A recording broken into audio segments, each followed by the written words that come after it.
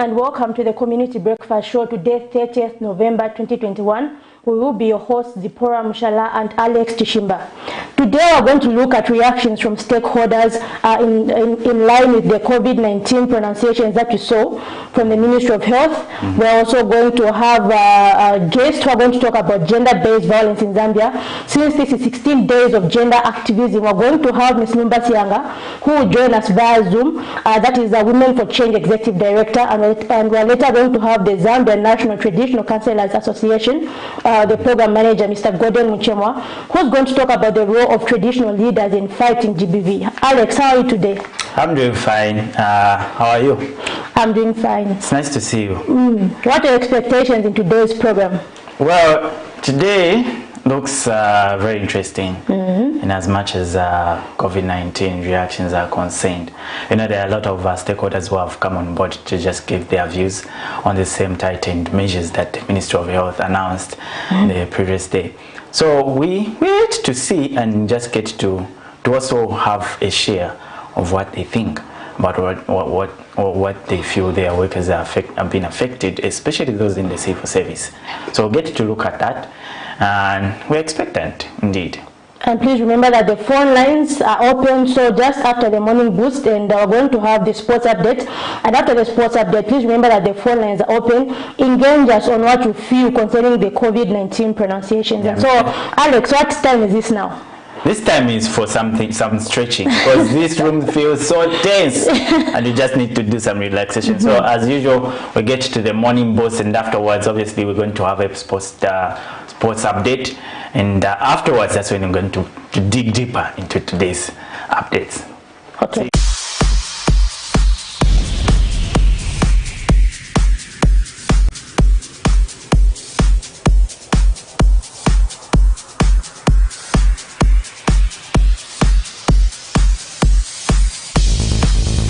Good morning, Camnet viewers, and welcome to a quick morning workout. This is very good for you as you're working on your heart, you're working on your body to burn some fats in the body. Let's do this. It's going to be very basic. You have exercised before, you've never done it. This is the show for you. So, let's go.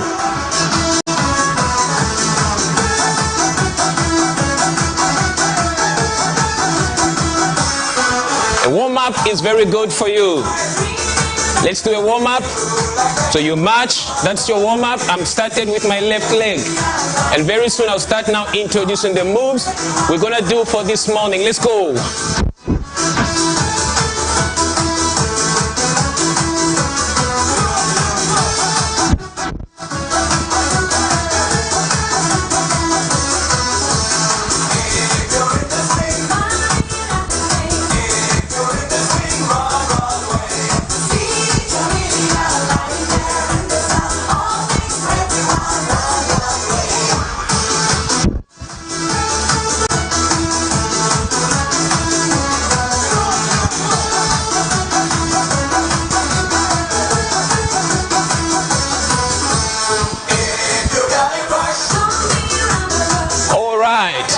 So that was just your warm-up for you.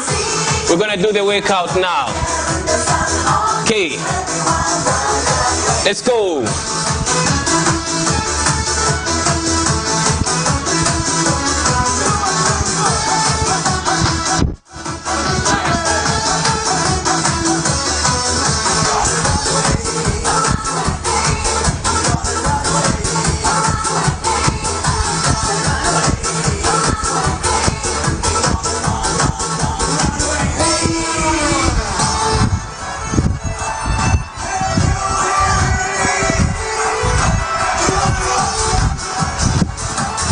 Last one.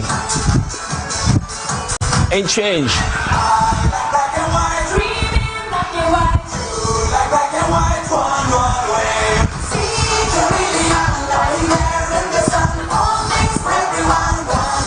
Marching.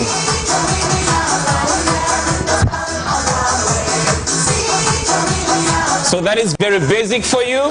I'm gonna combine the 4 moves together now, and then you're done with your morning workout. So do a marching, jumping jacks, and we're gonna punch some punches now.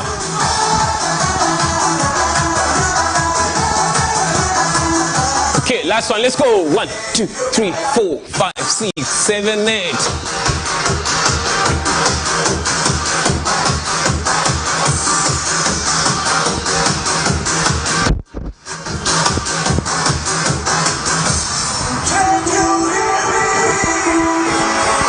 Let's put them together now.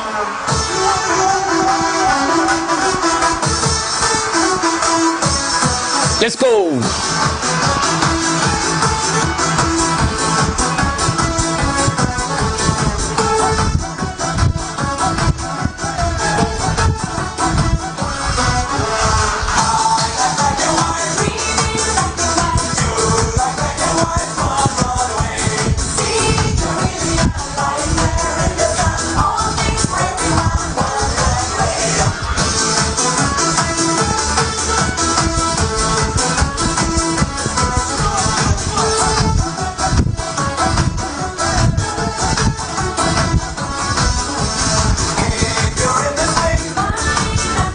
Marching. Okay, so you've done that, and then now you're going to do a little bit of squats. Okay, so we're gonna do 40 of them. Open your stance, make sure that your back is well aligned. So I'm gonna do some squats now here. Watch me. 10 of them. Okay, let's go.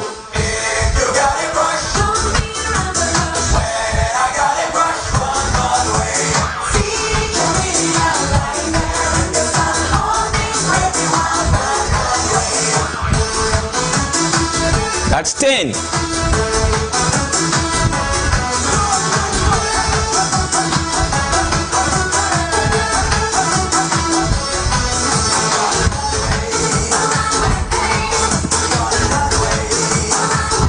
$20.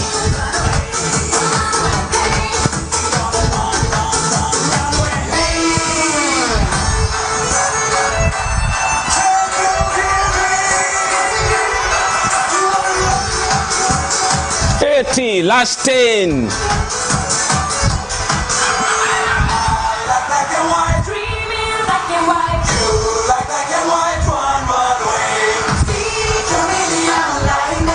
And 10. All right, that's it for today, and I'll see you again for another morning quick workout. Make sure that you tune in. This has been Isaac, your presenter, and I'm signing out. Welcome back to the Community Breakfast Show. We now have the sports update with Blessing Takura. How are you, Blessing, this morning? I'm okay, Sephora. Good morning. Good morning. And do you have any update as what you have on the sports desk this morning?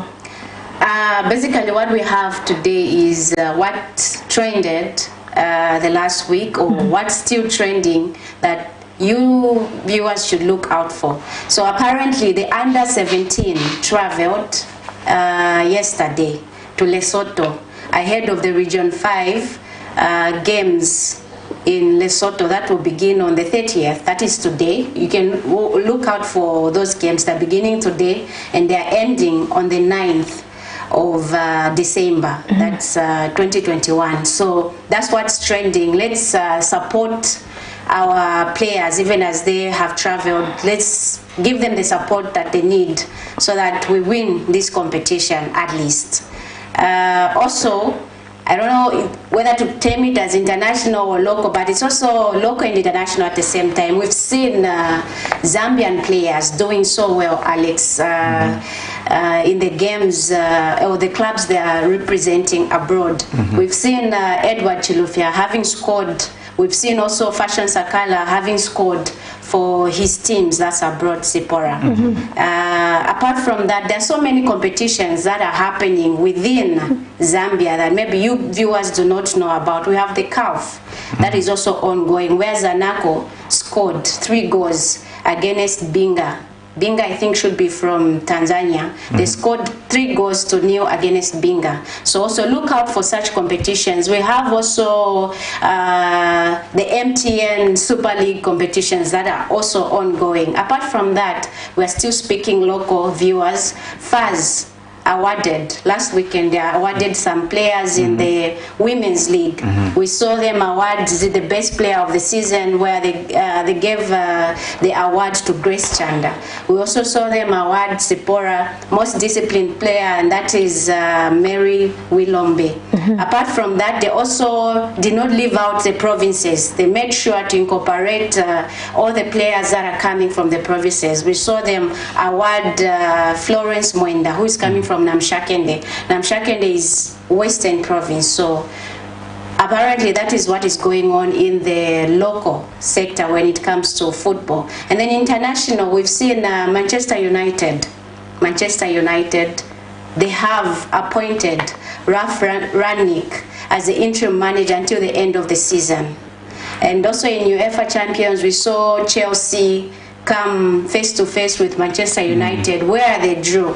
So apparently that is what we have in today's sports update. Just on the awards, I was expecting Barbara Banda. The famous Barbara Banda. Yeah. What was the... Alex, I would also want to know the criteria that FAS used to pick on, to select on these... Grace. Yes, Grace Chanda. Maybe it's the scores, because I noticed that she had a lot of... a number of scores in terms of the league. Exactly. Yeah. But then Barbara is doing so well. She's right now, as in she's doing so well in her career, but right now she has an injury, so she's in China. Oh. Okay. She's in China doing so well. But I don't know what criteria that FAS to land on Grace. To land and you mentioned that the under 17 had traveled. How would you rate their performance right now? How are they doing? The games, they are starting today, so I wouldn't really tell. How has been the performance in the past? Their performance previously, it has been okay. It has been okay. There's still some improvement, and there is a call for us Zambians to just, improve the football sport and bring trophies to our country. Yes, I hope that something best comes out of it. It's so disappointing that you motivate the supporters, the fans, to go all out in supporting the team, and then they come back and then they'll be like, oh, I was expecting something more, but it's Zambia anyways. So let's also ensure that as we support them, they also give us the wins that we want to see. So exactly. We hope for the best, really. Exactly. Yeah. Anyway, thank you so much, Madam Blessings Chakwila, there on the desk of sports, or strictly talking of sports, the local and also the international sports.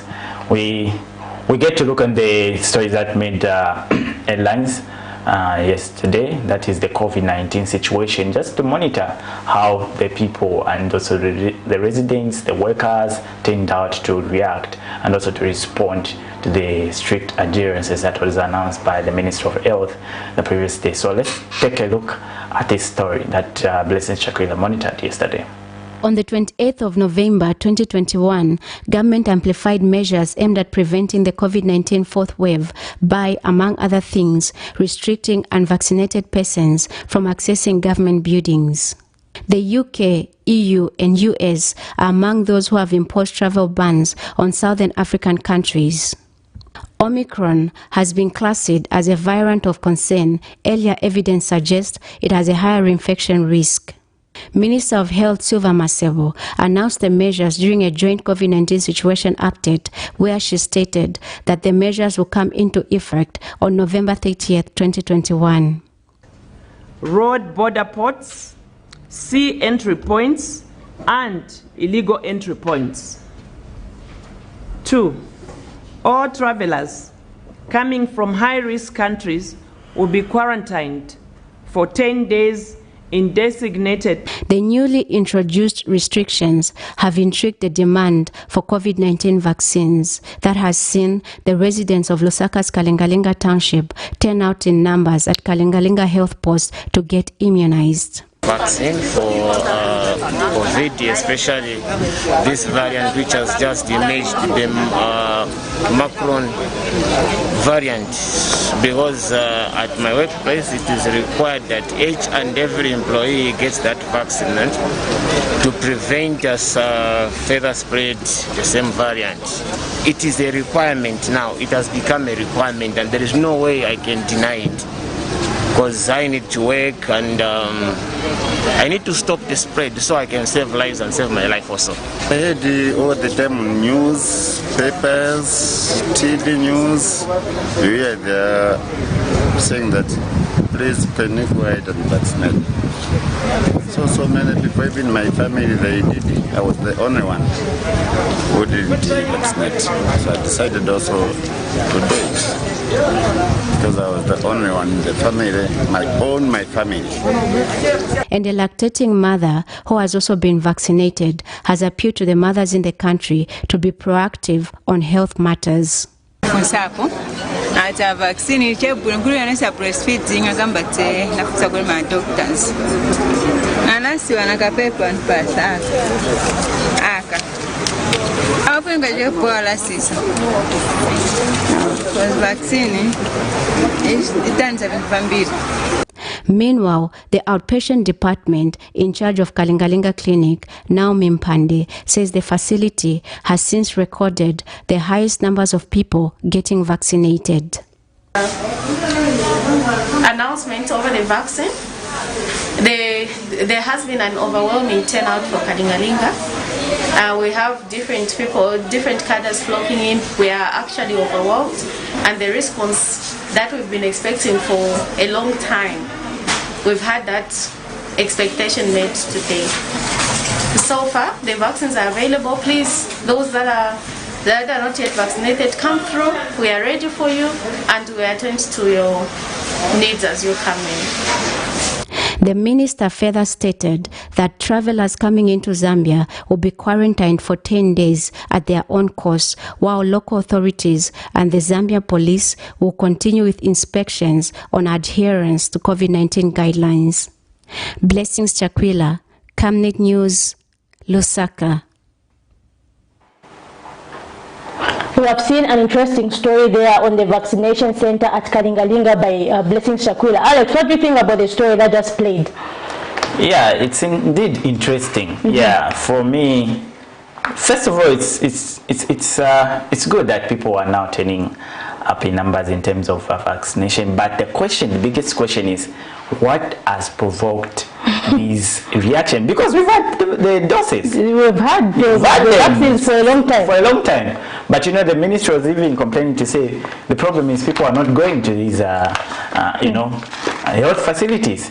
So now, what's the difference? You understand? So I'm sure there should be a push somewhere. So this is what we're going to be discussing even this morning, and we hope that the viewers out there will actually get on board to to disbandle this this item of COVID-19, because it's something that is actually affecting us all in the community. So let's see on the reaction of some stakeholders on this. Who have you come across so far in terms of the people reacting to this? Well, first of all, we have the Zambia Union of Nurses, that's ZUNO, and they're actually against this idea. They want people to be vaccinated on a voluntary basis, because they're saying if you say the people can go, because if you look at some of the discussions which they had with the PSMD, they were saying for people in the civil service, if you by 1st January, if you're not vaccinated, you cannot go for work, you'll be getting half salary, and then again you'll be charged for absenteeism. So somehow they feel that this translates into it being mandatory. I don't know how you look at the issue. Yeah, really, there's a big feeling that not just for Zuno, but also other bodies saying as well, it's infringed on the human rights. A person has got rights to decide what they should do to themselves. So there's that general feeling to feel like this is infringement of human rights. So one of the points, like really they made in their statement, because they issued the statement on 29th, that was yesterday, yes, where they just explained what happened when they called them for a meeting with the cabinet, permanent secretary to cabinet, and also just what transpired in that meeting and what's their take in the meeting, what they concluded as a union. Now for the provisions, I think we can check number 3, where the they are saying what was discussed in the meeting, where they're saying, public service workers who will not produce proof of vaccination by 1st July, like you alluded to, start 1st January 2022, will not be allowed to report for work or premises and be paid half salary of their monthly salary. So this is something that they are saying, if I don't have this green card, which has now almost becoming I don't get my full salary. I don't know, what do you make and of they'll be charged for absenteeism. Yes. I think this somehow translates into it being mandatory. And Alex, I'll tell you for one, as a journalist, yesterday after I heard the minister's statement, I vaccinated. Oh. Because I felt like as a journalist, my work would somehow be restricted. And I saw Jay was talking about freedom of the media. Yes. He said somehow this translates into curtailing the freedom of the media. Yes. As a journalist, I made that decision to vaccinate yesterday because I thought, my work is going to be hindered. How am I going to do my interviews? If I can't enter public facilities, that includes places like markets, how am I going to do my community stories? Yes, public facilities also. Yeah, and so just to our viewers out there, please remember to engage us on the phone lines that are popping up. We've seen many stakeholders reacting to the minister's statement. Yeah. And that is one thing that is interesting too. This morning I've seen Mr. Stanislas Ngosa from the Ministry of Health saying the minister today will have a press conference to clarify on what she said yesterday. So clarify. So this was sent in the Ministry of Health media group. So we're expecting the Minister of Health, Honorable Sylvia Masebo, to clarify. But then I wonder exactly what we're expecting. Is it maybe a retraction of some of the things that were said, but I'm sure we'll be able to hear more. Yes, and you do realize that the phone calls are open. Now you can just call through to just discuss this hot topic, and then you get to find out from your side what is happening in your communities, if at all you're vaccinated or not, and why are you waiting? What are you waiting for? Because the doses are there. Give us your view on that as you get to discuss. So, like you said, the clarification has come. Was it just 28th when they announced when they had the joint ministerial statement, when they announced these strict measures? So we are just 2 days afterwards. Could it be that they've seen now that people are not really for their idea, and then they need to put certain things in I don't know, what would you say about this expectation for today, that is from the Minister of Health? I think we've seen a lot of backlash from the church, from civil society organizations, and I'm just expectant to hear what the minister will say. Really, I do not really want to preempt because I may not know exactly. But I'm just provoked to think that when she says clarification, maybe she may mean that it is not really mandatory in the way people. We have a caller there. Hello. Hello. Good morning. You're through to Camnet Breakfast Show. Morning. How are you? We're very fine. Your name and where are you calling us from? My name is Camnet Kumwenda in the West Manawa, calling from within Lusaka. Yes, Mr. Kumwenda. Go ahead with your contribution. My contribution is that however this issue has come up, I feel as a citizen it doesn't it's fair because this being mandatory, I personally speaking as a citizen, I was not consulted. So yes, we know that the coronavirus is ill and is deadly, but then it has to be one feeling to say, okay, can I go for it or not? Mr. Kumwenda. I've already gone for a first checkup for AstraZeneca. I did it voluntarily. I mean, I did it voluntarily. No one compelled me to say, can you go for a vaccine? So these people say we don't give form. Don't force them to give form. Because if you force them to give form and then they develop life, then you'll be the one to blame. Yeah, Mr. Kumwenda. So if you find that offers some benefit for the people to take it or to go for it, and then they refuse, leave them so that if they meet any challenges in the process for not going for power, there is no one who themselves to blame. So whatever the minister said that it's mandatory, sorry, an infringement of human rights. Actually, the minister didn't, Mr. Kumwenda, the minister didn't specify to say it's mandatory. Do you feel? The minister didn't specifically say it's mandatory. But anytime you go back, I'll be able to. Okay, you do that. Thank you so much. Welcome. So I'm sure there is this feeling to say it's mandatory. Do you think is it a mandatory that someone should? Did the minister make that? Well, the minister didn't say it is mandatory.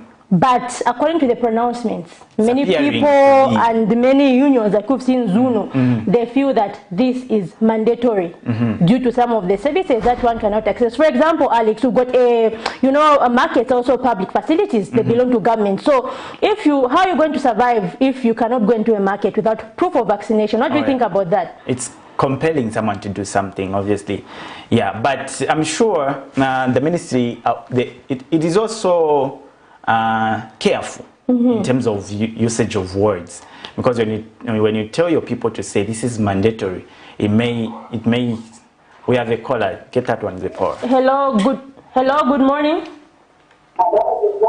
Yes, yes. You are through to the community breakfast show. Hello, good morning. You are through to the community breakfast show. Can you tell us your name and where you are calling from? Can you reduce the volume on your TV? Reduce the volume from your... We seem to have lost that one. Please kindly remember to reduce the volume on your TV sets when you call us. Yeah, so as you're saying, the word mandatory. Is it? People feel as if it is mandatory because of the measures that are being put. And I even saw some jokes saying, okay, jails and prisons, those are government facilities. Yes. Does it mean one can't get arrested? You produce the vaccination to get in this. So there's really a lot of debate around this, and I've seen that from what I've seen as a journalist, what I've seen out there on social media, what we've seen there out in the news, there are a lot of mixed feelings about this, and majority of them seem to not agree.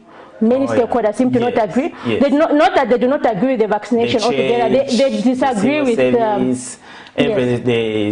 CSOs, everyone seems not to go for that. They're not against the vaccine, but they're against the idea of it seemingly being mandatory, although no one has said mandatory, but it's seemingly mandatory. Please remember to engage us on the lines that are popping up and just give us your contribution, as we have seen many contributions from stakeholders on the same. Yeah, exactly. What do you feel should be done? Do you feel like there should be a bit of reversal of the decision by the ministry? So let's get from your aspect, really, as a community, what you feel about these pronouncements. And yesterday when I went to Kalingalinga Clinic, because I went with Blessings Chakwila, when I went to do a story, went to get my jab.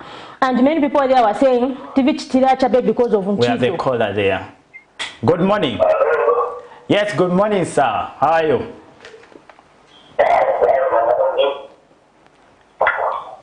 Your name and where you're calling us from? Are you getting me? Yes, we are getting you clearly. Your name and where you're calling from? Can go ahead with your contribution. Yes, my contribution is saying that the mandatory thing for the vaccination. And what the performance of the Bible that is that the mark of the beast. If you don't have that mark, you know that you want to say anything like asking questions that they are already. If so, if that's what the president was saying, is going to fit, why you will fit it? Because in Zambia, I am a Zambian, who has the right to anything to do. And the constitution of Zambia allows it for someone to do something that they don't want. Because to my concern, it's better people that are social distance, covering their mask. Not like you cannot go forward, but take 2 times because of what means to have people, whether you like people or not, they have to take vaccination, which is not right according to Zambian constitution. We are Zambians who have our own rights. Oh, yeah. And in that way,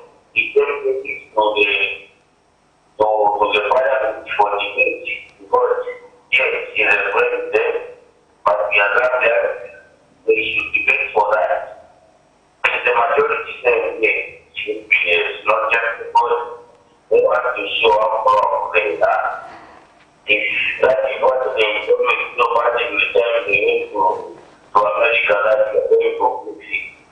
No, that's not. That is my concept. That they should reverse that, they should go to the parliament for the survey, and that is supposed to be done. As we are supposed to. Thank you. Thank you so much for that contribution. He's also talking about just the mandatory aspect of these pronouncements. Looking on the statistics, really, Zipporah, you may be aware that there was a target for this vaccination to go up to 80% at the end of this year.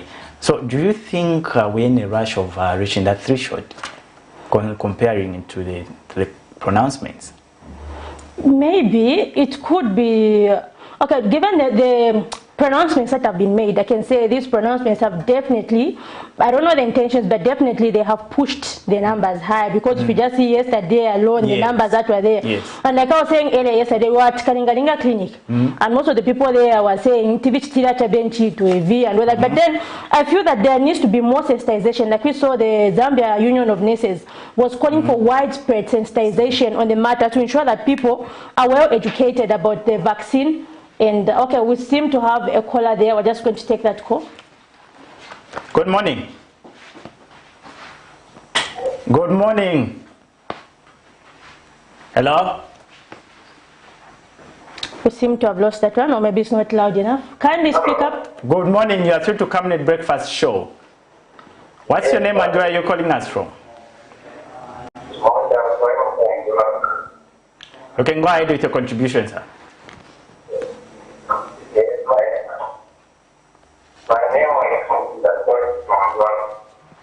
Okay. Okay, you can go ahead with your contribution. Yes, I'm over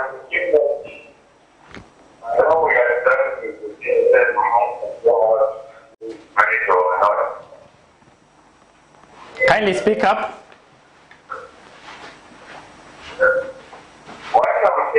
Mm-hmm. We are starting to see what is that is very destination. Waiting for the majority you can bring out some difference, so this thing, the whole development, these things that is discussed. Okay.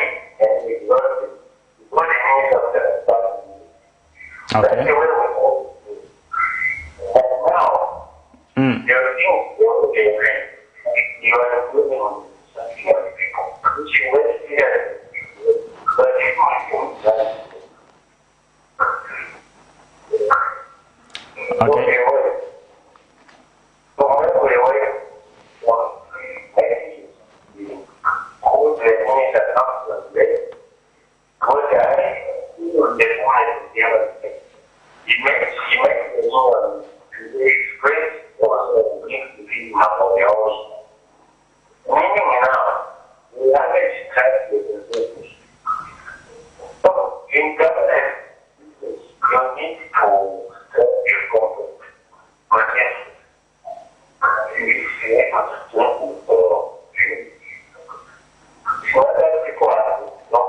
Okay, thank you. Your line seems to be breaking. Kindly just call back. The line seems to be breaking there.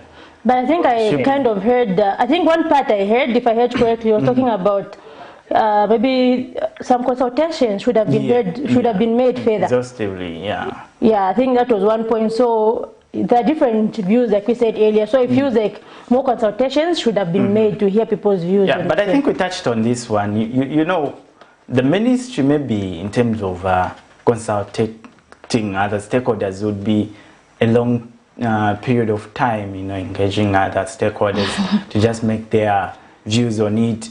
But these meetings, they are not just like we start at 12 hours, we end at, they take days and they take time. Now, this is the COVID-19 pandemic we're talking about, which needs an immediate reaction. You understand? So if we go a dialogue approach, when you go a dialogue approach, you find that there is a long time of discussing things over and over again. So maybe the ministry would have thought, we need to save our people, they need to vaccinate, and this is what we are going to do as a motherboard in the health sector. So we come up with these pronouncements with a few individuals and few stakeholders that we've discussed the issue with, and we put it there, generalized to every citizen. So that's what I'm sure they felt. Okay, we have another call there. Hello, good morning. You're through to the Community Breakfast Show. Good morning. How are you coming? We are very well, thank you. We hope you are doing fine as well. Yes. Kindly tell us your name. Kindly tell us your name and where you're calling from. Chris calling you from Osaka. Okay. All right, your contribution, sir. Yes. I will look at the aspect of Christian side. Yes. If you remember what is already written in the book of Revelation, this is what is happening now. The 6:6 which is said, which will be among the people. This is the 6:6 which I'm talking about. If you don't have the job, that means you won't be access the job. If you don't have a job, as we are going now, it will be to supermarkets, shop owners.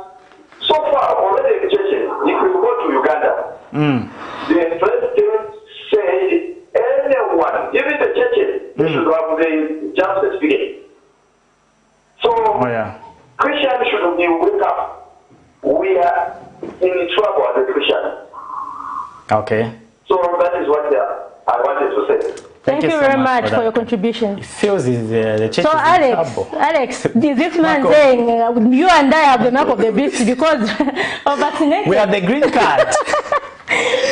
We have the mark of the beast. It depends with which lenses you are using. So yeah, I think this is something which has come out more prominent because even the caller before the about 2 calls away, there was someone who was mentioning the mark of the beast, if you remember. Yeah. He mentioned them. So maybe this is something that the Ministry of Health has to clarify. Maybe they have to show people the benefits of vaccine. If they, like the Zambia Union of Nurses was saying, they should show people the benefits of vaccinating, do widespread sensitization, and also maybe, I'm sure many people do not even really know the differences in the vaccines. Because like at Kalinga Clinic yesterday, they were asking, which vaccine do you want? But people do not even really know the difference between the vaccines. Most people are just going for the one jab. The 2 doses. So yeah, I'm sure it borders on sensitization. Because sensitization. People, you know, whenever there is a lacuna in terms of knowledge, people find ways of filling it up. So whichever that is missing, people get another, you know, information to fill up that gap which is missing in terms of knowledge.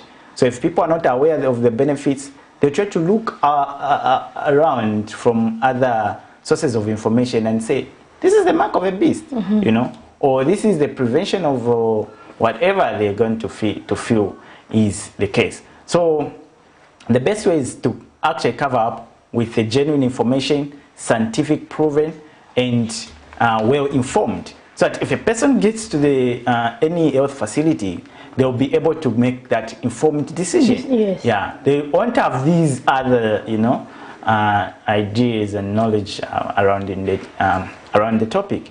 So to avoid that, the Ministry of Health has really a huge task. Yeah, a huge task ahead of them. And as well, maybe civil society and other stakeholders who just were aware about the benefits of vaccinating on the same. Yeah, and please run out of time, and we need to get to the other segment of the show, which we get in detail of the GBV. Yeah, so maybe we can just wrap up this segment as we get to the other side. And so, Alex, that's basically this month we're celebrating or commemorating. It runs from 25th November to 10th December, which is Human Rights Day. We have the 16 days of gender activism. So this borders on raising awareness in terms of gender-based violence issues. So how serious do you think the issue of GBV is in the country right now?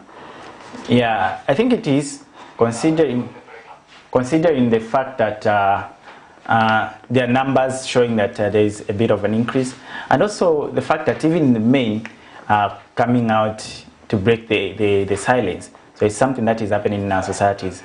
But before we just get in detail, we can go for a break so that we get in detail of what we expect in the GBV desk.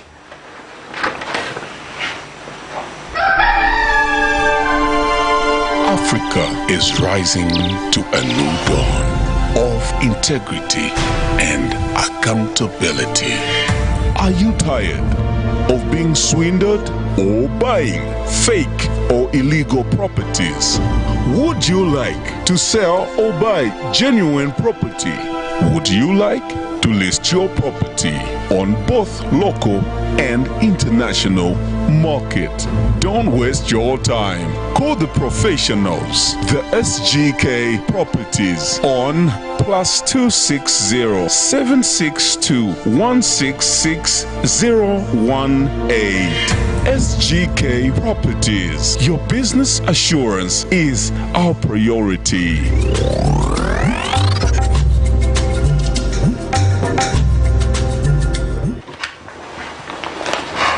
Well, welcome back to the Community Breakfast Show. We're now going to look at the 16 days of gender activism. And we have with us the Executive Director for Women for Change, that is Madam Lumba Sianga. She's going to join us via Zoom on the topic of GBV and the 16 days of gender activism. So we just have her join us now.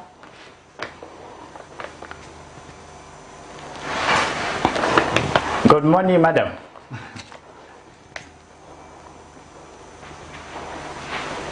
Oh, fine. How are you doing today? Can you hear us clearly? Okay, just a minute. We seem to not be getting the sound. Yeah.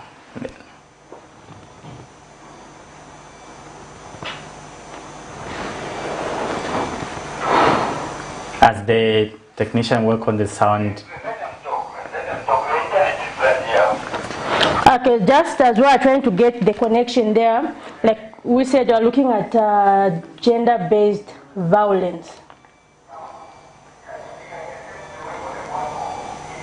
Okay, I'm sure Madam Lumba will join us shortly because we don't seem to be getting the sound.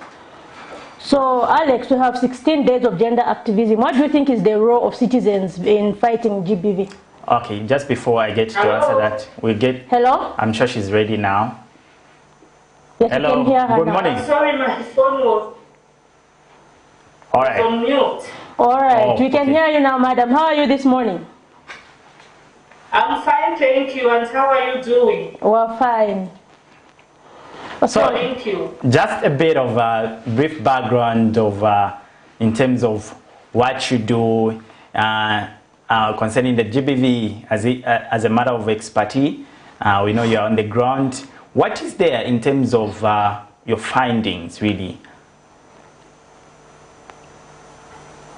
Well, GBV has been a very big problem, not only in Zambia, but it's a global problem, and it's deep-rooted because there are various causes that are attributed to gender-based violence, especially violence against women and girls, has been on the increase over the past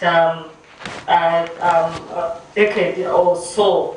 And it manifests itself in various forms. There's the most common one that is usually visible, that is physical violence, which involves some extent, the most common one is wife battering, where you find couples fighting physically. That's the most common form of violence. There's also sexual violence, which involves sexual harassment or rape, and in the children it can be defined as a defilement, where adults impose themselves, have sexual intercourse with minors below the age of 17 years. It's also very common. The cases have been on the increase, especially in Zambia. and it also comes in the form of early marriage or forced marriage, when a child is married off against their will, without their consent, and also they are underage. That can be defined as child or early or even forced marriage in some cases. We've seen an increase in this vice over the years. There are also other pertinent forms of gender-based violence, such as emotional violence, whereby someone is just abused emotionally through probably verbal abuse. They are stigmatized. They are, they have their confidence diluted, or their self-esteem is also tampered with through the emotional abuse. So this one is very difficult to see, but it's also quite common. There is also what we call as economic abuse or neglect, and it's becoming common where you find a provider in the household just neglecting their children or their wife, and not giving them access to economic benefits that accrue from that household in terms of the work that they put in. They are denied, for example, food, they are denied money, and so forth. So those are some of the common forms of gender-based violence. And I think, was it yesterday, we heard from police that the cases of gender-based violence that were reported in the third quarter of this year have slightly reduced. It was reported that about 4,042 cases reported in this quarter, in the third quarter, showing a slight reduction compared to the same quarter last year. Exactly. So this year there was a reduction of about 500 cases, but this is marginal. It's still a very big concern in the sense that we have these reported cases. What more of cases that are never reported?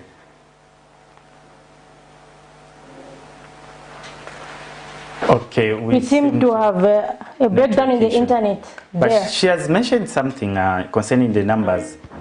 Of reporting, yeah. Yes. Yes, madam. We see that just from the statistics that you alluded to, 12.5% in terms of exact reduction. So do you think we are doing a bit better in fighting GBV as a country, considering the reduction?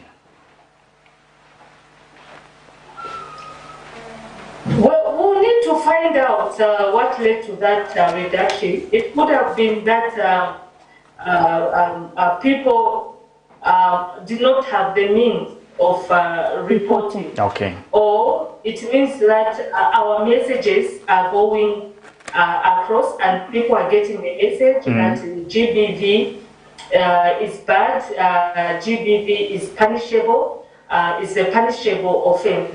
So maybe our message is finally getting to the grassroots, is finally getting to where it's supposed to matter. Yeah, but still the cases are way still too much. If you are looking at 4,000 cases of reported, those that reported, 4,000 cases is still too much in one quarter. It means that by the end of the year, we'll have, for example, 20,000 or 25,000 cases of reported cases. And what matters is, out of the, those cases that are reported, how many actually proceed to get police in terms of going through to the court and ensure that justice prevails. Because out of those cases, you find that maybe 80% of the cases are withdrawn due to various reasons. in most rural areas, people do not have, communities do not have police presence for them to pursue those cases within the communities.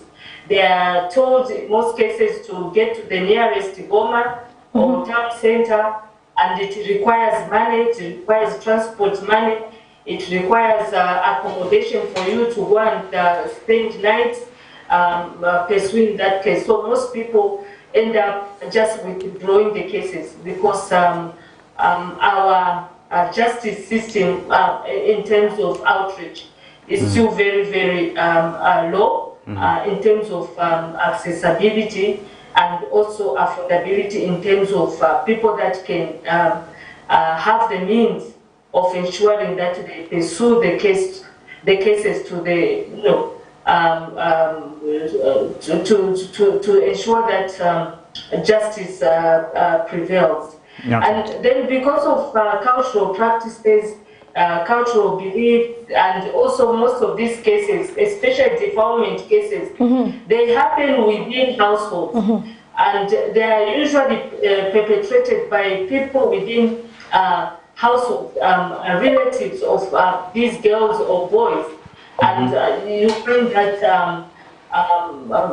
the victims or the survivors are threatened to ensure that they end up withdrawing the cases because they are told, oh, so your family interference. Police, what will happen to us? You are a disgrace. You are bringing bad luck to yourself and so forth. So you find such cases are withdrawn. Yes, But maybe just to. This is where the role of NGOs comes in to ensure that justice prevails for these people whose rights are violated. And now with the coming in of the CDF, I think I saw a post from the president yesterday where he was saying that from the allocated CDF, in total, about 700 million kwacha will be set aside for women's economic empowerment, women's empowerment, and also youth empowerment. Okay. And part of that money can be used to address issues of gender-based violence. So the resources are coming to the constituencies, and the constituencies, in terms of the community members, should ensure that an amount is allocated to addressing pending cases of JBV so that justice prevails. There should be no excuse of withdrawing cases because there is no money or people have no transport. Now the resources are there for such cases to be pursued. And also, we need to economically empower women so that they are less dependent on men, because that has been found to be one of the causes where someone can report a case because the only provider they have is the same perpetrator, it's the same abuse they've been living with, and they can't take any steps to go and report their husband or their father or their uncle to police, because that's the only person they have that is providing for them. Maybe just to chip in, a bit on the numbers that you previously alluded to. We have seen in comparative terms the 60% compared to 14% of women and to men reported cases. Do you think men, or there is anything affecting the reportage in terms of men compared to women? Because we're having more numbers from the women's side. The more numbers from the women is because there are more women that have their rights violated. Maybe we can put it at 80% of the reported cases. So it means more women are affected, and therefore more women report. But we are not denying the fact that there is also a growing trend of men that are being abused, men that are also survivors of gender-based violence. The other week I was talking to a group of students from some universities. They were saying that it's not only the girls, the female students that are sexually harassed. Even the boys, even the male students are sexually harassed by the female lecturers, and the trend has been worrying. And the thing is we need to put in place measures to ensure that such are also assisted, and we also sensitize the men that it is okay for you to step out of your home if you are being abused, to go and report. You're not going to stop being a man.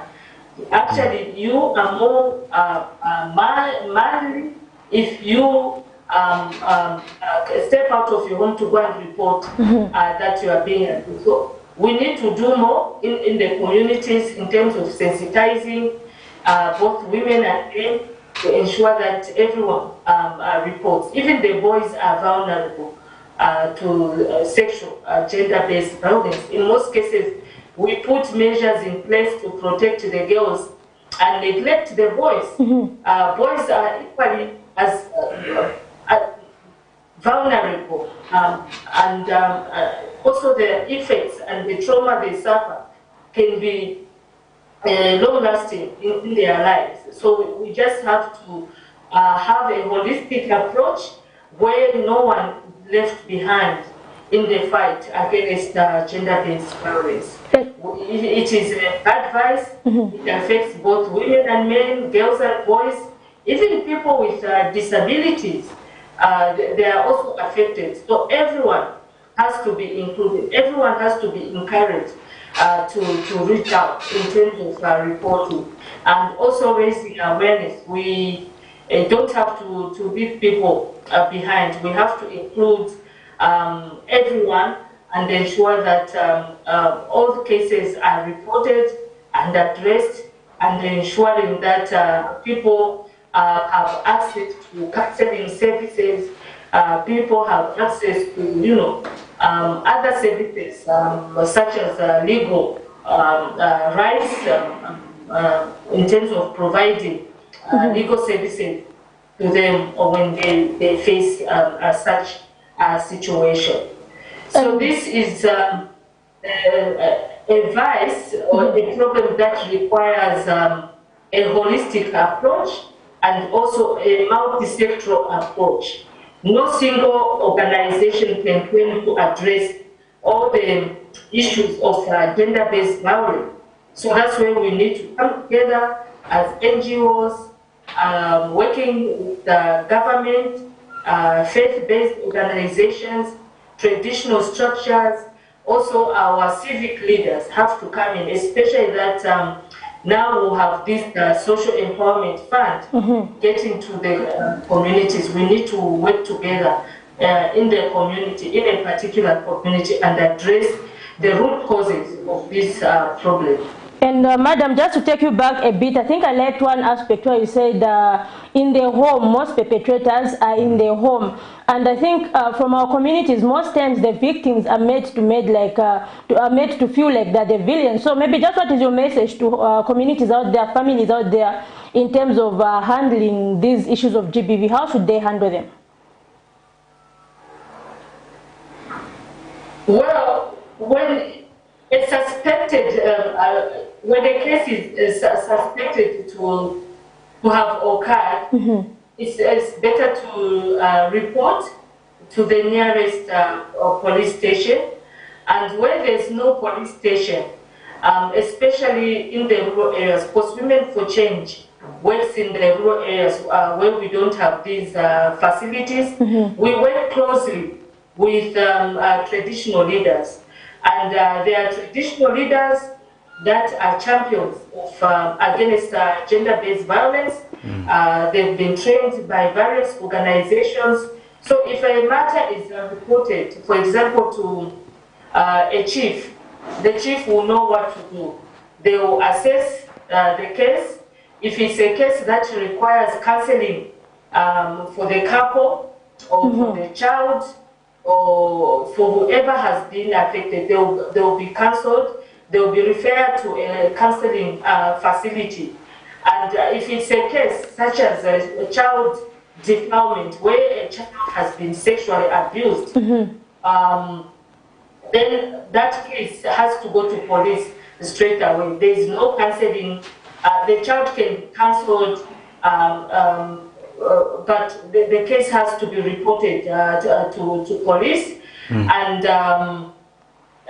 in some communities, we have GBV response committees that have been put together. So they will also look at that case and assess it, and also refer it to police if it has to get to police, so that a docket is opened, and then the child also receives medical care. So that's why we've been advocating for one-stop centers, whereby if you go to report a case at a rural health center, the police should be there to handle the legal part, and also the victim or survivor should have access to counseling services, and also some abuse will require treatment.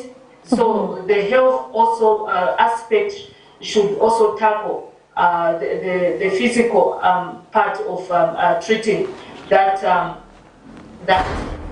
case. So there are processes in how these cases should be handled. So we need also to raise awareness in the communities, especially if defilement has taken place. There are rules, the do's and don'ts that is supposed to adhere in order to protect the evidence, and also issues of having especially birth certificate.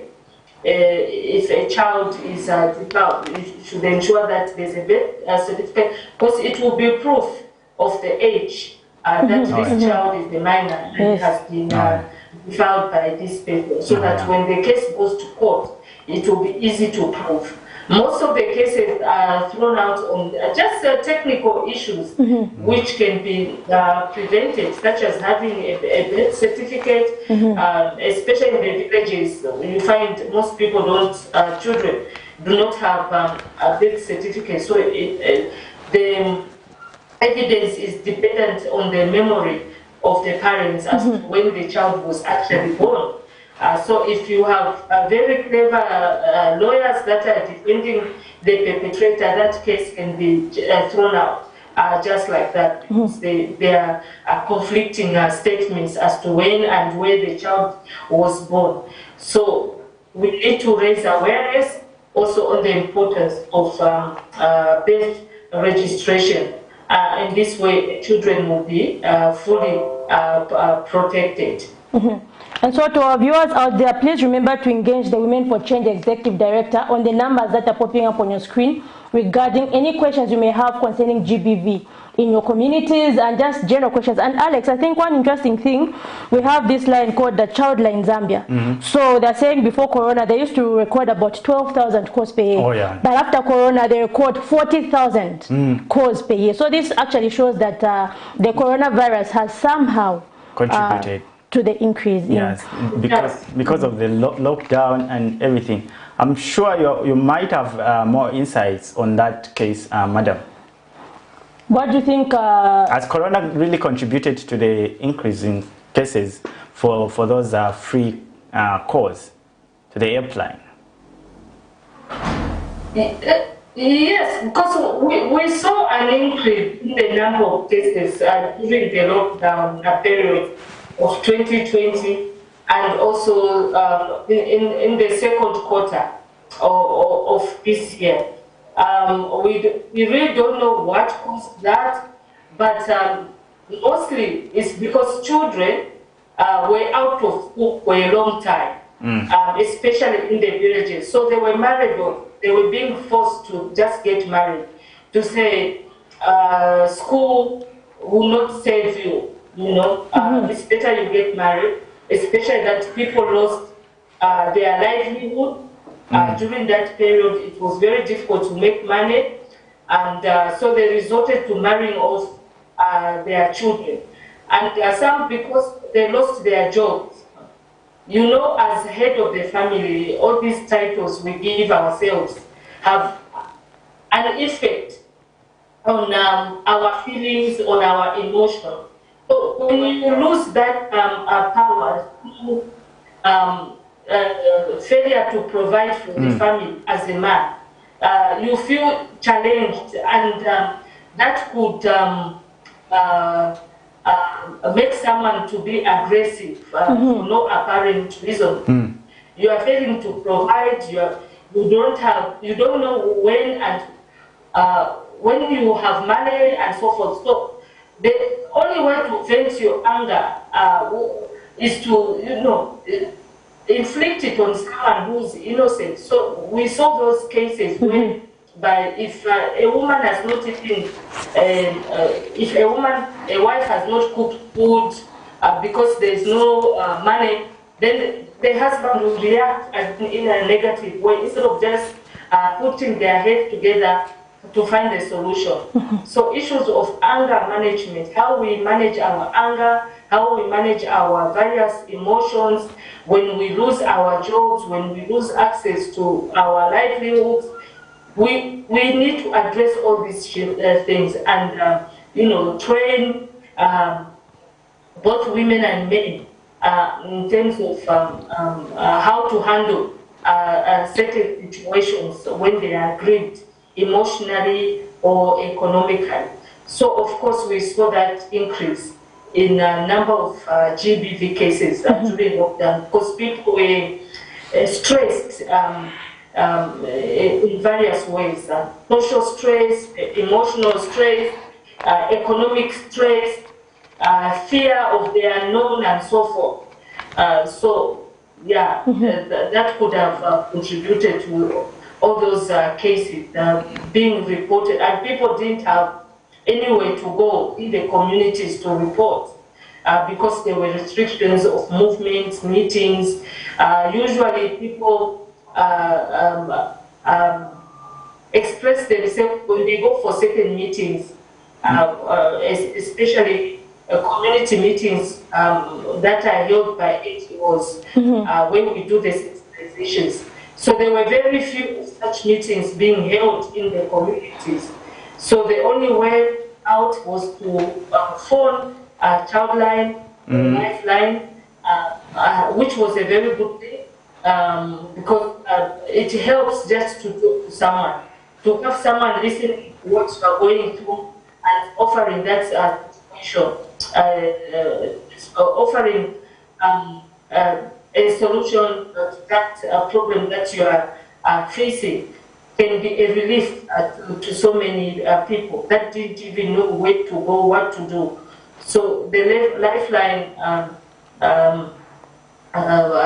phone is very important, and it's encouraged that it's publicized and people know where to, that there's a way out of these issues. And talking of maybe family setups, as it were, do you have, as an organization, interventions in which you work on the restoring of families that are distracted of because of these cases? You find that maybe it's the uncle that have, violated the child's right in terms of deferment or whatever that the infringement could be. But have you put certain interventions to work on the restoring of family setups culturally as an organization? I can say, as Women for Change, that's not our area of expertise. For us, we are in the communities to mainly raise awareness so that we prevent GBV, we prevent gender-based violence from occurring. But there are organizations that have the expertise to mitigate or to provide the actual response when there is that problem in the family. So organizations like, for example, the Young Women's Christian Association, YWCM, are also known to, to have interventions that look into addressing all those issues. There are organizations like Families and Nations. They also look into restructuring or rehabilitating families that are affected by gender-based violence. So there are quite a number of organizations that do that. I may not have the information right now. But for us, we are into prevention and also encouraging communities to access certain services, increasing access to justice. We also have trained community members to be able to respond to gender-based violence. So there are these village-led one-stop sectors that have been set up in the communities where we work, and we've trained community members in basic paralegal, psychosocial counseling, and also outreach in terms of community engagement, so that they are able to reach out to the communities, mainly to prevent gender-based violence from occurring, and also addressing cases of gender-based violence, knowing where these cases are supposed to be, or how they are supposed to be handled, and where they're supposed to report. So basically, that's the role of Women for Change. So we do not have that. That's why I was saying no single organization can address all the issues that have to do with gender-based violence, because it's a complex issue. So it requires a multifaceted approach where you are working not in isolation, but as organizations that come together to offer various expertise. For example, in Luapula province, Women for Change is working with Norwegian church aid, supported by the European Union under the Natwampa program. So there are a number of organizations that came together, like FAWEZA, Women for Change, the Zambia Council for Catholic Bishops, Lesotho Chambers, and others, so that we provide a unified expertise to the communities that we are saving. Because if it means just Women for Change working in an area, it means people will be starved of the legal services that Women for Change does not provide. FAWEZA is experienced in working with children, especially in schools.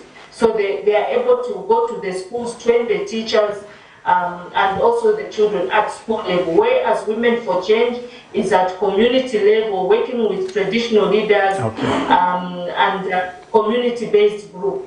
The Lesotho Chambers is there to provide the legal advice.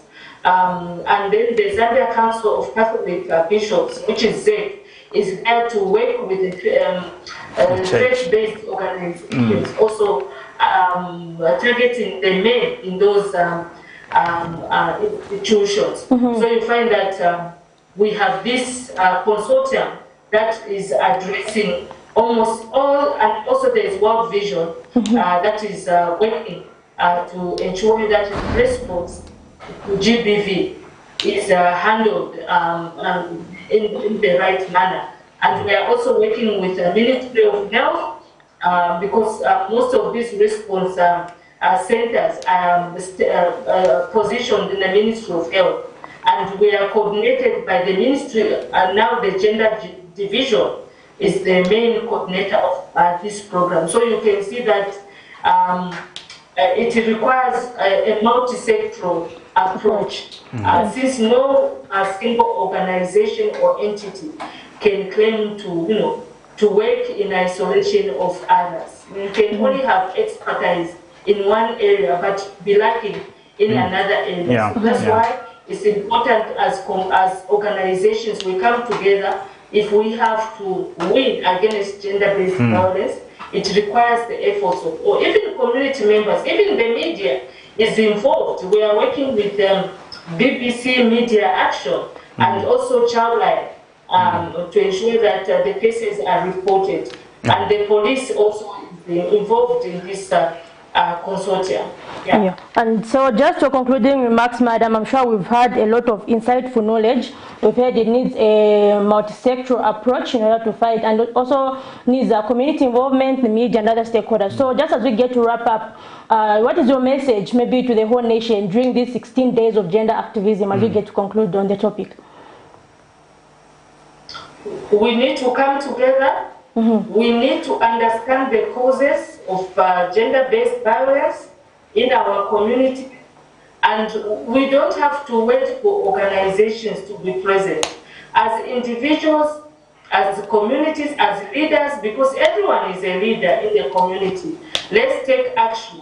When you see or suspect an issue of violence in your area, be alert as a community and ensure that that case is reported to police, because we still have so many cases that remain unreported,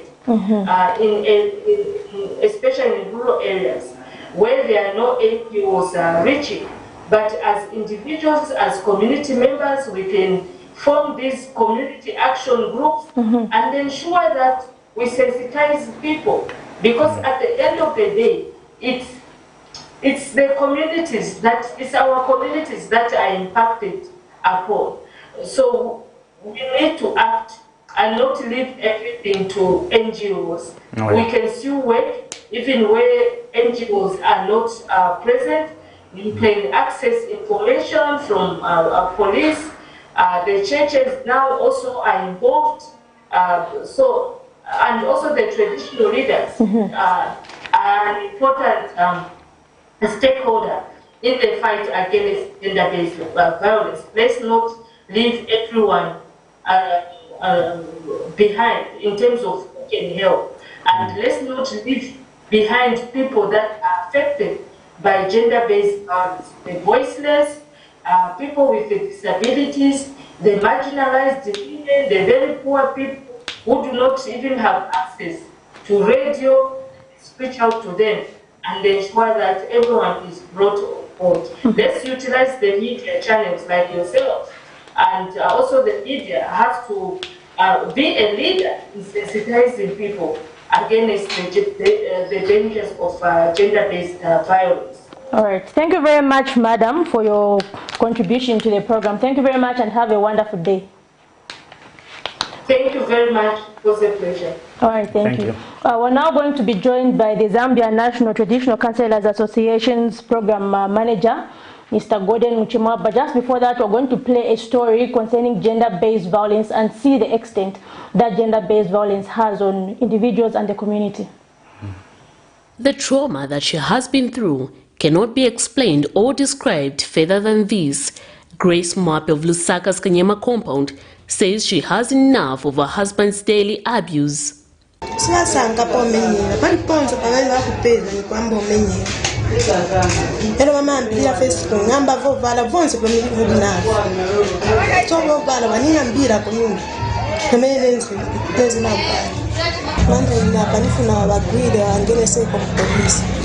In an exclusive interview with Camnet TV, the 30-year-old Grace Mape, whose left eye is swollen due to several beatings by her husband, wants him to face the law as she feels her life is at stake and is tired of the violence in her home.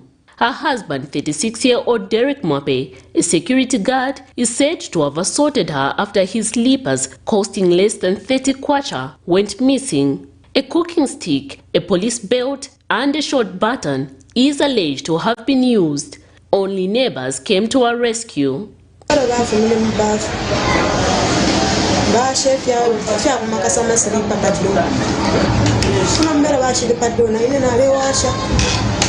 washa kwani kwa kumile kuma 15 hours pabo kuchikumbe washa soro na ishile uniform pero na ishile ingira mwana nati mandale ko kai ishile uniform so ba ichina bena ba ishile fuma pofi na wena kuingira soro bachisa lero mchero kuko mwana nde kama silipa mforo sasa ngama silipa dana kepu isanjita yo amasilipa alipo nachina muri mwana kuna ishile nachisa ingira mwana nasanga tamuri nati lindi bayi bapandi nalila ndo kuingira nshishi bya bakishara pansi yamla iteti ulande planti bayi wa ungalekelesha shani ka wifi masilipa yandi pansi na wishi bebo pe na iso lande gili kulachisa fu kuya na mukunu tabachi numba kwa bachani tuwako fepa no kubwere babu basanga ni ndala twakisa kuchata masilipa na moneka na tao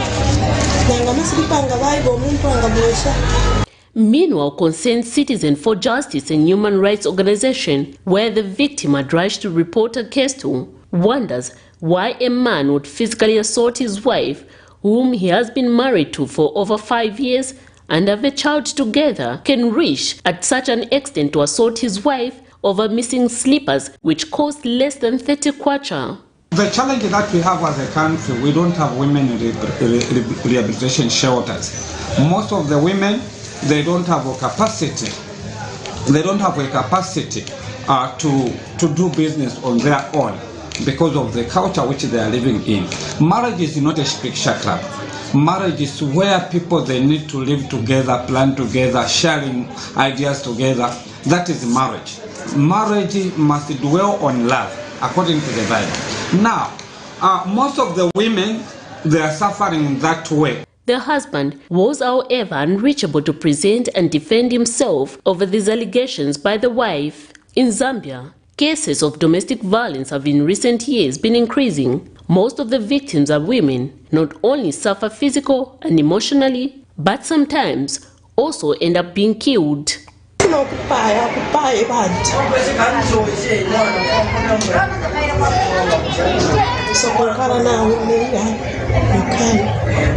Miriam Kemba, reporting for Camnet TV News. Welcome back to the Community Breakfast Show. We're now joined by the Zambia National Traditional Councillors Association's Program Manager, Mr. Gordon Muchema. Good morning, Mr. Muchema. How are you today? Good morning. How are you? I'm okay. I'm okay. Yes. And so we're going to be looking at GBV from the traditional setup. And please remember to engage us on the lines that are popping up on your screen concerning whatever cases you may have heard of GBV. What do you think prevents people from reporting GBV? And just your general questions concerning that topic. And so basically, can you just tell us how is the GBV situation, maybe in places such as villages? How is it?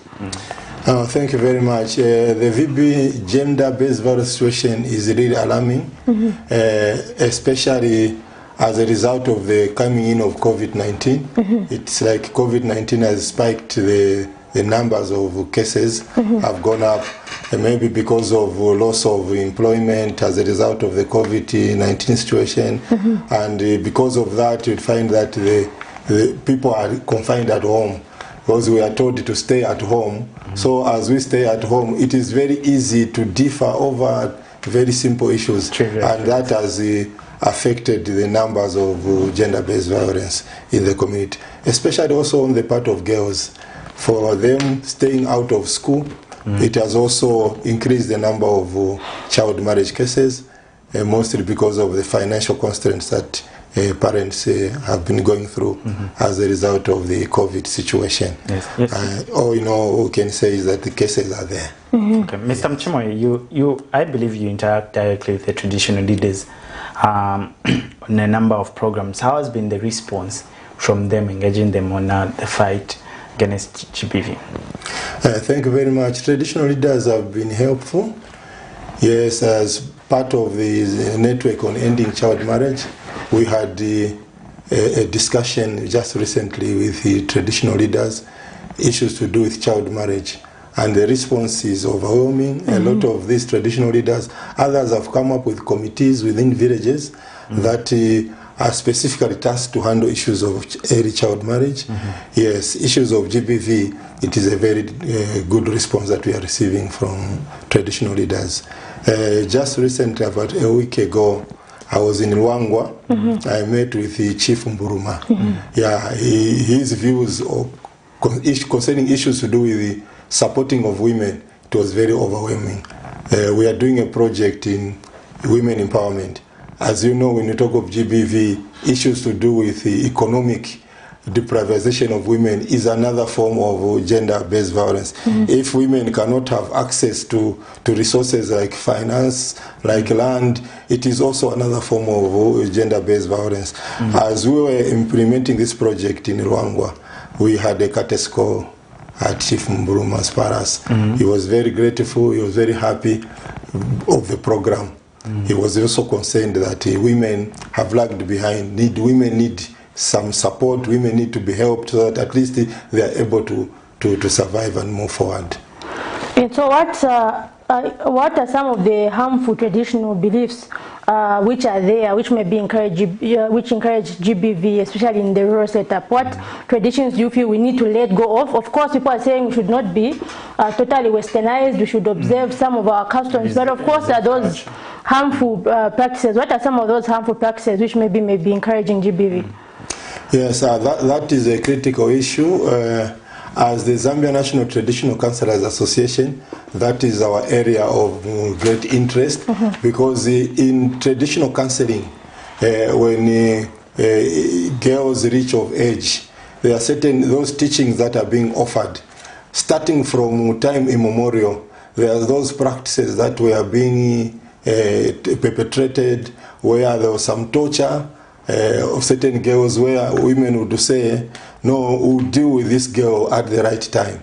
Whatever behaviors that they see around, they will take advantage of that situation when the girl is being initiated to be able to torture that girl. Those are some of the bad practices.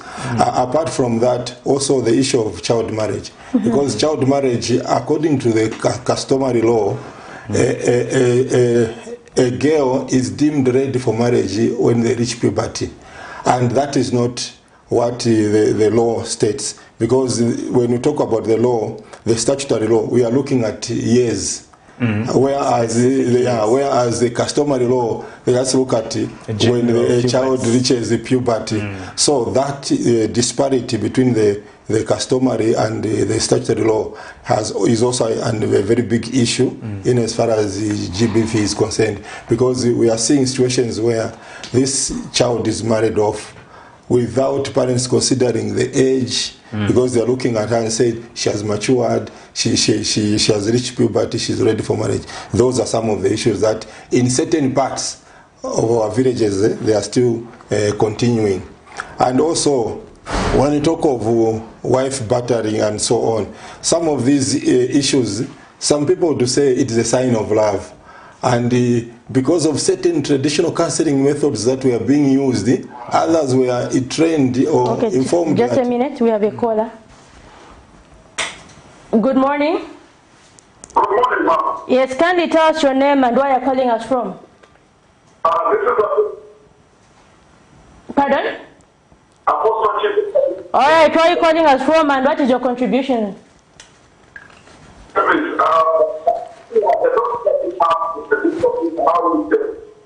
should we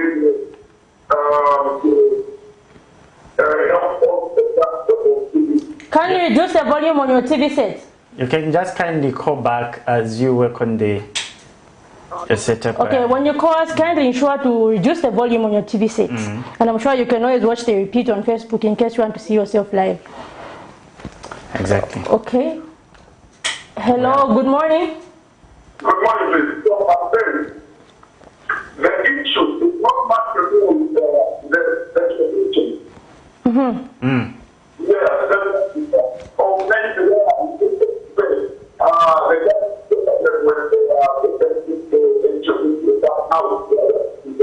that may not be the biggest problem, but what the problem is, even the people who talk of stupidity, they are not down to take care. You want to put up is that from the family.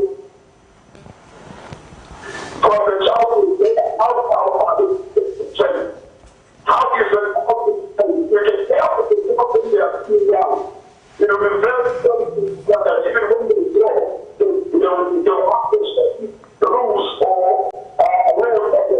about such education. But the children are not taught well at the top level, the fact that you can stop them even what they know. So we don't care for children when they are young. We tend to care for them when they are in school and they are that was the beginning there, but that's not true. And this is what is the problem. And they know, in the top side of the school, wherever that will be, the wherever that will be, the whole that will be, that's all the children that will come from. But all these kids how to recruit them for too small with people are too young. You don't get to room. You have something in their school, in their home. Let's understanding of these people. How is their home where they come? And if I talk about home for children, that means that these people, even when they grow, they will not be part of the right thing. After the rest of their childhood. All right, thank you very much for your contribution, Apostle. So I heard him saying a very valid point where he was talking about teaching children from a very early age. So, Mr. Mchemo, basically, what do you think is the role maybe of the church in this whole issue and the role maybe of schools? We do not see topics of GBV being taught at schools. Do you think that should be the way forward? Thank you very much. Indeed, this man is very correct. Yeah, we need to start inculcating some of these values to our children as they are growing up. First of all, it has to start from the family itself.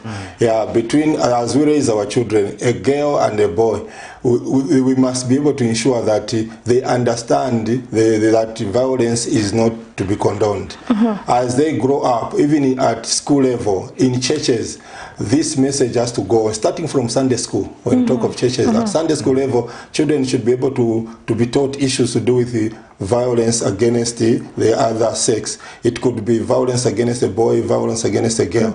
This should also be included in our syllabus so that as children are learning in school, they are able to know some of these issues. You remember the schools that we went to some time back, we had situations where girls would do the sweeping, boys would go for gardening, all such issues. And we have people who are still encouraging that even at home. You find that boys can't cook, they can't sweep, and so on. And that is where we are missing it, because children have to start from that level to understand that some of these roles, a boy can cook, a boy can sweep, and so on. Once they get to understand some of these the gender roles, then as they grow up, they will understand that there is no difference between a girl and a boy.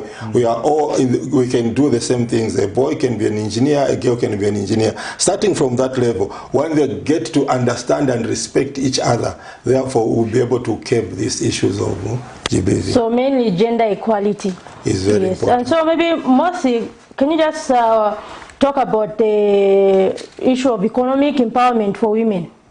How is, for example, in villages and other traditional setups, are there economic activities, especially after COVID? We have we have a call to that thought.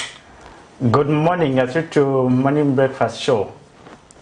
Yes, good morning. How are you? I'm good, thank you. Your name and where are you calling us from? I'm Reverend Mandoli, calling from Eden, Lusaka. Okay, great. You can go ahead with your contribution. Thank you very much. I'll be brief on this particular subject that you're discussing, because I also want to add on the other topic that has been very important. Okay. As well. Sure. So regarding the issue of, curbing these issues of violence, especially with married couples, and in relation to training up people or children at a tender age, so that when they grow up, they have certain sets of values in terms of how they relate with each other, between the male sex and the female sex. I think that for me, just like I have an issue with our educational system in general, it also, goes back to the same issue of training up, the children. Because we are, as a nation, I think we've been so much more focused on theory than practical. So I think there must be a balance between, the theory and the practical. When you look at scripture, when the Bible talks about training up a child, it's a combination of both. to the children, you must also be able to demonstrate that which you are teaching to them, so that then they are practicing the very things that you are teaching them. Because if our concentration is more on the theoretical part, this is why you see that even our educational system, most of the people that we offload as graduates, they are like, what can I say, what's the correct word that I should use? It's like they're relevant, because they're always looking for white-collar jobs or somebody to employ them, because they do not have the skills. They only have the theoretical part. The practical aspect, they do not have it.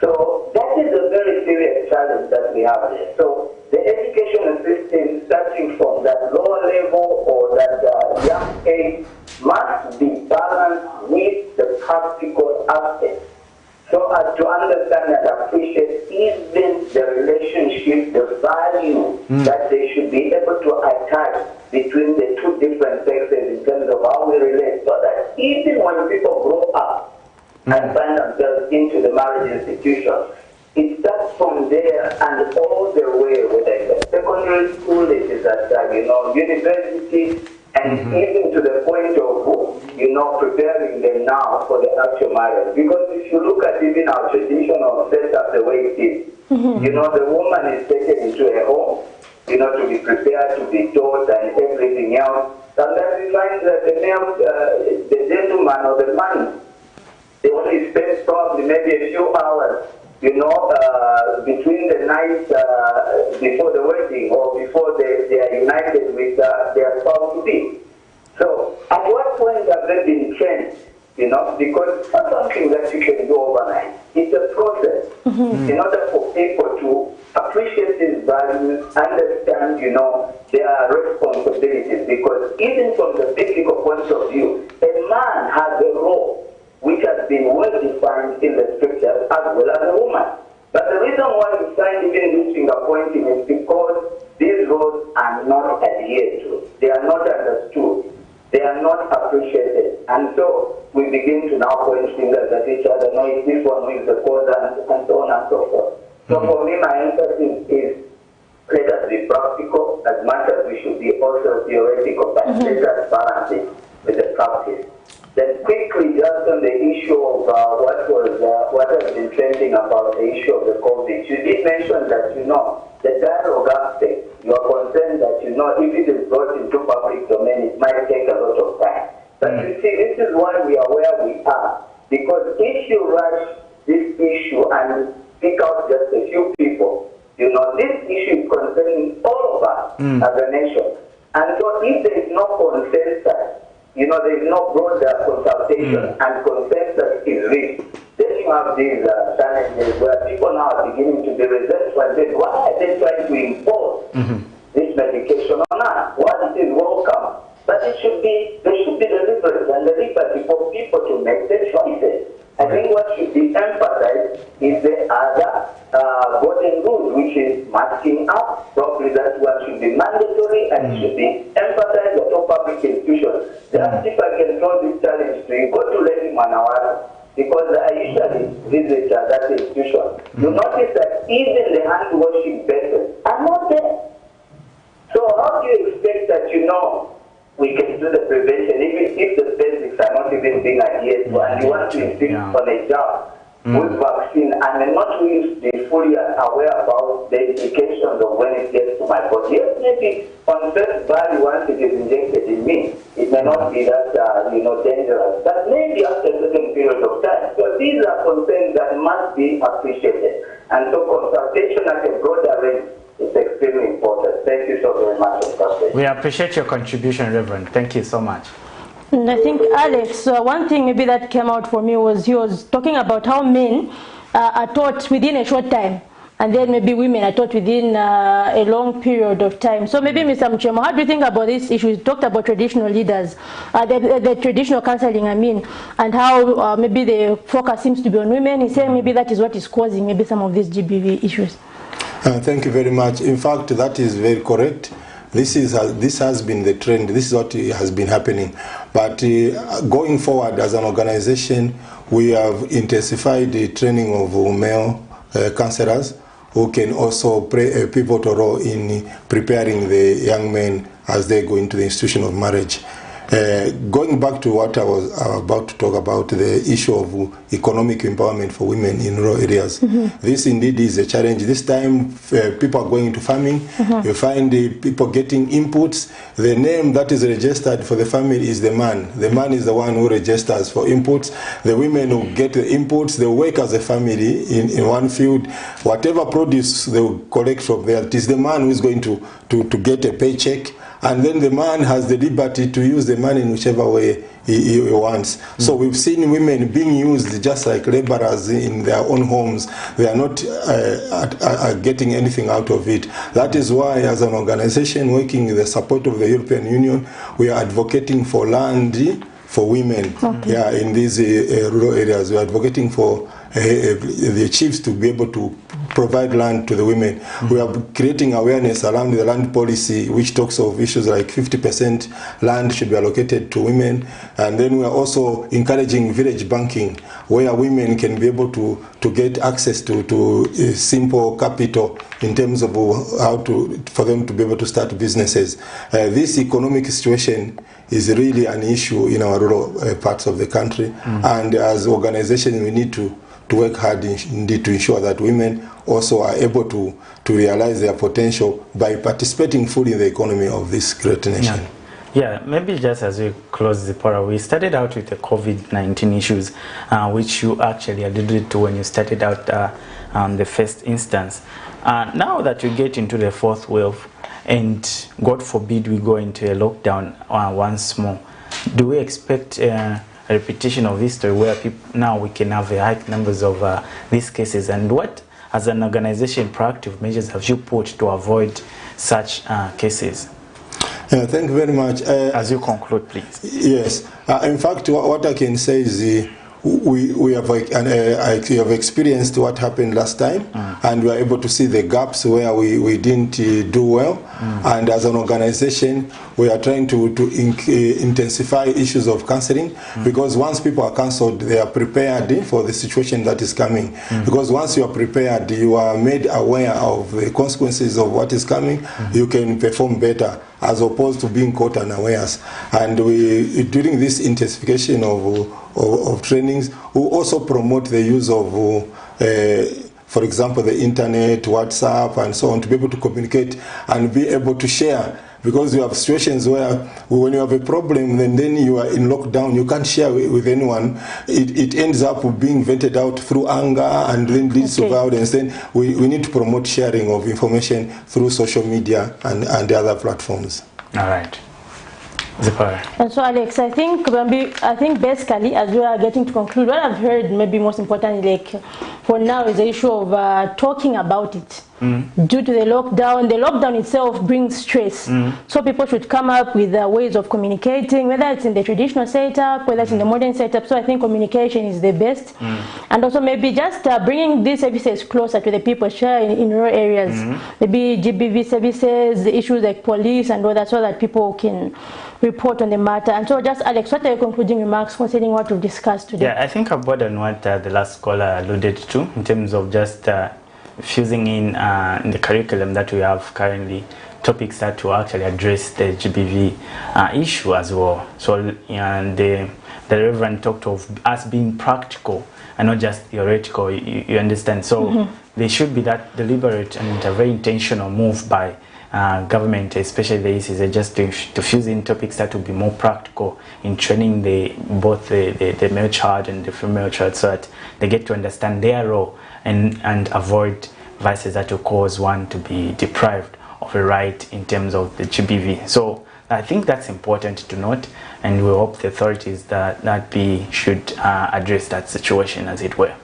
Yeah, and so Mr. Mchema, we're in the 16 days of gender activism. What are your last words? We're in the 16 days of gender activism, and what do you hope that this campaign will achieve?